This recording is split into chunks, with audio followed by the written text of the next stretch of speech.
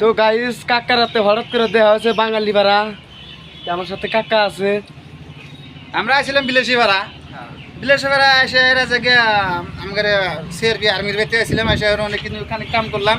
কাম করার পরে এখানে চাটা খাওয়া দেয়া হঠাৎ দাদা সাবানা করছে। দাদা করলাম তখন দাদা দুই সাইড কব যে আমরা বাঙালি ভাড়া আছি এখন বর্তমান।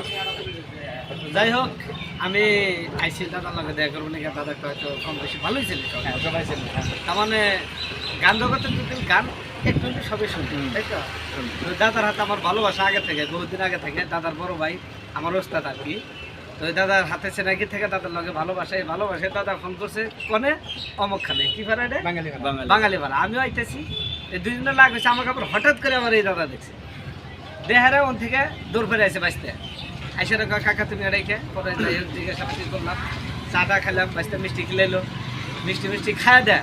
এখন আমি আবার জামগা ধরো তো পেজটার নাম কি জিয়ারুল অ্যালবাম। পেজটা সবাই ফলো করো শেয়ার করবা যাতে বাঁচতে আগবাড়া যাবার পারে। কারণ বাঁচতার বাপের খুব আউস তাহলে খুব মুরব্বী মানুষ হলে খুব আউস। এই আর একটা চাষা আছে